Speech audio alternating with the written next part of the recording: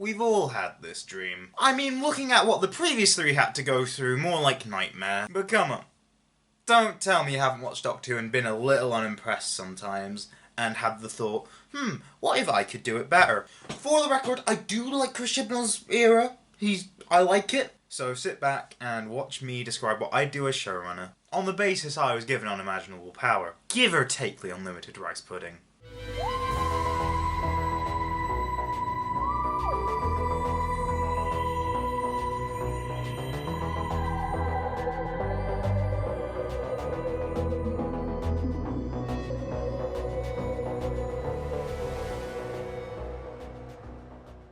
So I've realised in editing that I have one or two spoilers for Doctor Who Series 12, so if you've still not seen it, click away now. Before I get into what my season entails, we better talk about who's playing the Doctor. So what sort of Doctor would I have in mind? In short, 8 again. Does this mean I will cast Paul McGann? No! Why would I do that? The long answer is I want someone with 8's charm and sense of adventure. But I would swap out the more romantic aspect with a more serious and brooding one. However, this Doctor isn't necessarily edgy, because they would like to, make jokes and all that jazz. I settled on Tania Miller as I find she has those qualities.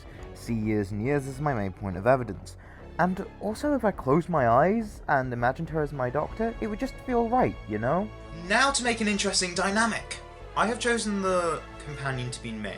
Note, companion singular. I've got nothing against more than one companion. In fact, I love TARDIS trios. But for my first season, I think it would overcomplicate my job if there was more than one companion.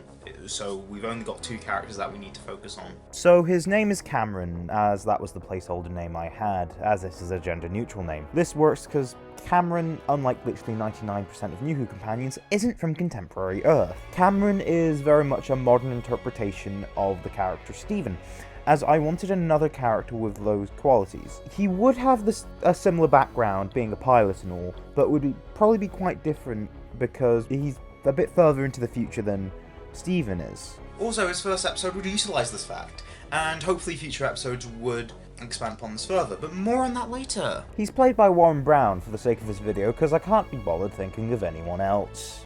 As for miscellaneous stuff, the Doctor's outfit would be more traditional, but in all honesty, it does largely depend on what Tania Miller actually wants. If I actually had to force an actual costume on her, she'd have a black coat with a green waistcoat, a purple shirt, a silver cravat, because bring back the cravat, and black pinstripe trousers. Also a silver belt, or black, I don't really mind. Her TARDIS exterior, to be honest, I don't really care, as long as the dimensions are actually similar to the original prop.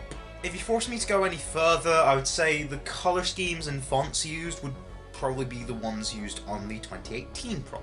The interior would be a combination of the Capaldi TARDIS and the TARDIS owned by Joe Martin's Doctor, but more in a classic direction than what Missy's TARDIS canonically is. It would have the same aesthetic as Martin's TARDIS, but would have a similar structure of the room as the Michael Pickwood design, with the column going to the ceiling. Speaking of the column, it would actually be similar to the TV movie TARDIS's one, as it would be open in the middle and have an inside mechanism that would move in a similar way to the TV movie one. Also, the way the panels on the console would work is that they'd be based on previous models, so you'd probably have the helmet regulator from the original console, but also the telepathic circuits from the Michael Pickwood design, for example. As for the sonic screwdriver, I've elected not to have it. If I was forced to, it would be based on a classic series model. Here is John Pertwee's, although it would be more so based on Tom Baker and Peter Davison. But the scripts would be written without this plot device in mind. Also, the titles would be done by the same guy who did the Series 11 titles, this time with some green colour scheme, because we've not really had that apart from the Season 7 titles, and even then it was only a little bit. The theme would be done by whoever's composing it, of course, that's only natural. However, it would be in a similar sort of vein as the Edge of Time theme. So what is my actual pitch for this season? I would like to encapsulate Doctor Who as a whole. If you were to only watch one season, this would be the one you would watch. This would be the one that would make sense and make sure you know what Doctor Who is all about. There'd be a bunch of formulas used throughout the show's history used, like, week on week. What the stories would actually be are prudence at this point, but it's not just the formulas that I'm going to employ. In fact, the structure of the show would actually be affected as well. I just want cliffhangers back, okay? So each story is a two-parter. 50 minutes still works with this in mind, I think. Also, I don't think 14 episodes seems to be that out of the question. Russell and Stephen managed to get 13 per year until Stephen couldn't. But then again, Sherlock happened. So yeah, 7 serials across 14 episodes. 50 minutes long each. Also, please note these are just pictures for stories. I guess I should just get on with it. So this episode is very Star Trek-y in feel, as it's on a spaceship, with Cameron as the pilot. However, this episode wouldn't be Star Trek in writing, as this is a traditional Doctor Who base under siege. The crew gets picked off one by one. Meanwhile, the Doctor arrives. We see her alone, she's just regenerated, although that's not going to be the focus of the story. So she walks out and finds Cameron, who's quite terrified at what's currently going on. So she talks to him calmly, probably using Time Lord hypnosis to try and, guide him along to a more calmer path so he can actually talk. Yeah, he tags along, I guess. I'm not going to go too in-depth, because these are just concepts. I will say this. I just want to bring the Krillitane back. Why haven't they been brought back? Also, Anthony Head will reprise his role as Mr. Finch, as he was good, and I feel like it will probably be a good idea to have him seek revenge on the Doctor. Also, he's Anthony Head. Why wouldn't I bring him back? He looks older, does he? Well, I can explain that, because school reunions sort of messed him up. So yeah, Cameron would travel in the TARDIS after this. But where to, I wonder? Fans of What If Doctor Who Wasn't Axed will find this very familiar. So I remember learning about Mary Queen of Scots at school in history. To this day, it was my favourite topic I ever learnt about in the subject. Call me a biased Scotsman all you want. I am wearing blue after all, this is purely just coincidence. But it's the truth. And ever since that fateful day in 2015, where I learnt about the death of her second husband, Lord Darnley, and the suspicious events surrounding it, I immediately thought it could work as a Doctor Who story. So, history lesson. Mary Queen of Scots returned to Scotland from literally growing up in France in 1561, and soon got married to Lord Darnley. Unfortunately for Mary, everyone thought he was a prick, and their marriage was unsalvageable after his murder of her advisor, David Riccio. Anyways, 1567, Darnley was murdered while Mary was celebrating a wedding. There was an explosion at Kirko Fields, where Darnley was staying, and his body was found half naked in the courtyard with a chair, some rope, and a cloth. Months pass, Mary marries the lead suspect of the murder, the Earl of Bothwell, and her reign goes downhill. Now, the episode may not go into too much detail about what happened next. But the reason why I thought all those years ago this would make a brilliant Doctor Who story is not just because it's interesting, but because eyewitness accounts said there were many hooded figures around the night of Darnley's death. To me, this points to a mystery of a conspiracy. Yeah, this is the Let's Solve a Historical Mystery, but with a twist. This time, it's a pure historical. Why is this? It's not just because I'm me and that I like pure historicals, nor do I feel like it would necessarily work better. You see, I've been cooking up this video idea since around 2018, and this story idea was there since the start. And then the Witchfinders happened. It didn't include Mary, but her son, King James, instead. Which is fine, but if you know me, you know that I didn't particularly like the fact that this episode wasn't a pure historical. I am making the idea of the Darnley Conspiracy a pure historical, purely out of spite. Yes, I am a salty bitch. Ah yes, the political intrigue episode. The setting of this one is a futuristic space station thingy, similar to Starship UK from The Beast Below, except it's China, and it's set around Chinese New Year. But there's political turmoil happening. Okay, this is sounding too similar to reality. The reason why I want a futuristic China setting is because I love the aesthetic of Chinese culture, and I would love to see it in Doctor Who. Problem is, China has a ban on time travel fiction, but the laws are a bit weird. So if I had it set in the future, it could get around those laws. But can you see the problem with this idea? The current political turmoil in China, yeah, this would have to be removed enough from China's current political situation where they wouldn't ban the entire show. But that's down to what the writer wants to do with it. You see, I give a lot of creative control when it comes to what the actual stories are like in my Doctor Who. So I'd let the writer do whatever they want, as long as we get a Neo-China aesthetic. This should come as no surprise if you know me at all. So believe it or not, this was originally going to feature the return of the Eight Legs.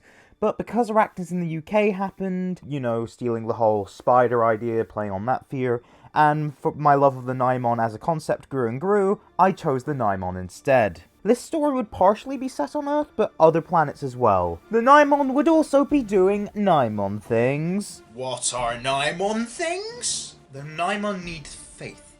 They latch onto it and grow stronger the more people believe in them. So a universe-spanning cult would make sense for this a Nimon story. So it's basically the Hordes of Nimon again, but good. Hold on, I'm just gonna turn the light on. So Doctor Who has a tendency to go mad sometimes, dating back to the Edge of Destruction, more famously in Ghostlight, but more recently in stuff like It Takes You Away and Fugitive of the Jadoon. I like it when the show doesn't take its meds. So what would I do if I was given the chance to make one of these sorts of stories? The TARDIS would get ill and become a trippy landscape. That's it. The Doctor and Cameron would have to make it through this. I have to stress this is just a pitch. As long as the writer fulfilled this brief, I'd be happy. However, there is an interesting character point. This episode has Cameron have a meltdown. The Doctor, and us as an audience, learn that this is because he is on the autistic spectrum. Now, I've made the choice for Cameron to be autistic because I feel like it's not been adequately represented in pop culture. This isn't really something I've spoken about on YouTube before, and I definitely haven't on this channel. I have Asperger's syndrome, which puts me on the spectrum.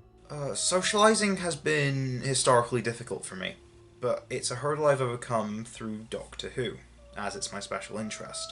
But for the longest time, I never really felt like I belonged, not until I made some friends, which was pretty late on. Heck, I felt like a freak in the past, and ashamed to have this disability, and quite frankly, sometimes I still do. I'm so glad for the people I have in my life today. If any of you guys are watching, I just want to say thank you, and you don't know how much you mean to me. You mean so much. I'm nearly crying. Oh. Anyways, if I had some representation when I was younger that I could look up to in this form, that would have helped me a lot, and possibly a lot more people.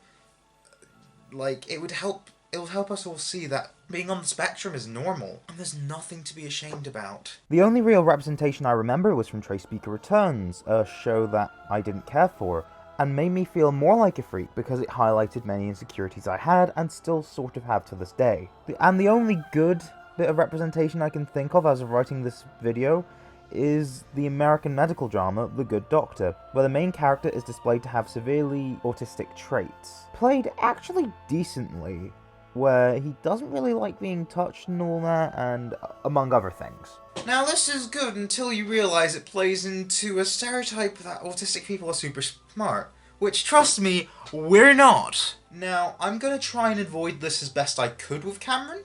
I mean, sure, he's a space pilot, but that's because all of that stuff is his special interest. Of course he'd go into that field, and of course he'd, do that. He'd probably excel in it, but not because he's smart. This would be made clear. It's not that he's smart, it's that he's just super interested and willing to do his research. So yeah, it can play into some of the stereotypes that are quite negative. However, it's a more realistic portrayal than, let's say, The Good Doctor, like I mentioned earlier. After all, I study maths at uni. He'd be very autistic coded throughout the series and would be confirmed as such in dialogue in the story. I feel like Warren Brown could pull us off with the right directors at work. Anyways, next story before I start crying. Another one of my ideas used in Widower, but with a twist. Chibnall beat me to 1950s America, so we can't go with that. I wasn't originally considering this idea, but then I just wanted to do a 1920s story. After all, who doesn't love that 1920s aesthetic? But then I thought it didn't really have much of a plot. But then I remembered people were racist even in the 1920s. So then I decided to bring in the Façade. But what's the idea for this story? Well, seeing as how the Doctor isn't exactly white at the moment, and seeing as how white people have had a history of being a bit racist to non-white people throughout, well, history, the Doctor would need a perception filter to get by and not be attacked. But after a skirmish with the main villain of this piece, her perception filter would break. And then the harsh realities of 1920s America will face Doctor Who. This leaves Cameron to deal with the alien threat, which could build up some confidence and certainly develop his character a bit more, while the Doctor deals with a very human threat. So in short, think what the Witchfinders should have been, but with a hint of Rose's DNA. It's time for a Dalek story, boys! Have you missed a contemporary Earth story yet? Well, here it is! Also, if you think this is the same story as Resolution, please don't. The main focus of the story is different. So what's it about? Well, a reconnaissance Dalek crashes to Earth but doesn't have the resources to contact the Dalek fleet. But instead of just the mutant trying to rebuild its casing, it builds up an army. But what is this army? Well, you see, the far right are on the rise, mainly online with incels, neo-Nazis, and not my doctors. But there are still more and more that are quite actively on the rise. So in a way it's like the Big Finish audio The Elite, except with a contemporary setting. One day, but not soon, I will speak about my idea for Dalek colour schemes for roles throughout the Dalek Empire. But for now, I'll speak about the ones that are going to appear in these two episodes. The main one is the Recon Dalek, which has a green and brown colour scheme, having a camo aesthetic going on. Because, well, it's meant to blend in with the planet it's scouting's natural colour scheme. Later on, it would actually contact the Daleks. We'd see normal units, led by a unit leader. These would be the same as the new model as the Recon Dalek, except with a colour scheme from the 60s Daleks. The unit leader would be the same, but with a black dome. I would give the writer the option to use the Dalek Warriors, which would be the same model, but with the Time War Dalek colour schemes, with the warrior leaders having black domes as well. Moving on, this story would feature the introduction of a new companion named Sophie. She would be a traditional Doctor Who companion who happens to be from contemporary Earth. She'd be more scared of people, similar in the way to Cameron, but for very different reasons. She'd be kind-hearted but actively pushes people away if they get too close emotionally. For the sake of this video, she'd be played by Carmen Carrera. Yeah, she's American, but she'll do. So she ends up travelling with the Doctor and Cameron, leaving her life behind, because, quite frankly, her life on Earth isn't that great. She doesn't have many friends, if any, and she's got a family who's rejected her for reasons we'll find out later. She even gets harassed by some of the people that will later become part of the Dalek army. Also, towards the end of the story, there'd be a huge mob of people trying to overwhelm the Dalek, and in order to prove its might, it easily massacres said crowd because it should. Daleks are the most powerful force in the universe after all, or at least they're one of them. In fact, the way they eventually get defeated should be more psychological. It should be due to the failings of the fascist ideology which the Doctor, Cameron and Sophie would exploit. The reconnaissance Dalek would eventually kill itself due to it failing its mission, and it's a failure to the Dalek race, so it makes sense why it would want to kill itself. It's a dark ending, but it's fitting and powerful, and one that, I think is, suitable for children to watch. But yeah, that's all I really have to say for Creed of the Daleks. But this video has more runtime. Look at it. Actually, no, just check. There's more runtime. So what do I have to talk about? Christmas specials! Yeah, episode titles are not my strong point. So my thinking for this one is people are slaves to capitalism around Christmas time. Make that a Doctor Who story! Now, if this is too much of a political rant for you, you would hate my era of the show. Because here's the thing, I'd continue the trend of Doctor Who being political. The trend that started in 1963, with the episode The Dead Planet. Here I'd point out the flaws in the capitalist system. and how events such as Christmas or Black Friday represent us being slaves to it. Biting commentary, I know. For the record, if you enjoy Christmas or Black Friday, this isn't a call-out. Buy what you want to buy, it's your money, you do what you want. The message is a critique of the system, not the people who are a part of it. The point of art is to create a good story, and or to make a statement. You don't need to agree with the message to enjoy the story, and quite frankly, I think this story would still be enjoyed by many people, but it could be controversial for being a bit too political. I hope you understand what I'm trying to convey here. Also, I was inspired to have this story be a story idea after Voyage of the Damned, and I wanted Syl to be in it, so this is why I would bring back Nabil Shaban as Syl in the story. That's it. That's the reason the story exists. Syl would be the main villain, trying to maximise profits at any cost without any regard for the workers in the story. I didn't mention it would be set in a megastore in space, but I guess it is now. Yeah, I guess that's it. So that was Season A. Yup, that's right, Season A. There's more coming. This is a series. Aha, I hooked you in. But yeah, this is the first of multiple videos. I don't know how many exactly, but I know how many roughly I want to do. Right now, I shall thank you all for watching. Comment down below what you thought of my season pitch. Any critiques you want to give. I am perfectly happy to receive any sort of criticism that you can throw me. Please remember, these are just pitches, and these are just the ideas that I have. I'm probably never going to work for the show, just saying. Remember to like, comment, subscribe, and share, and turn on that notification bell. Thank you so much for watching, and I shall see you in my next video. And take care now. My hair has been an issue, and I'll just stop here.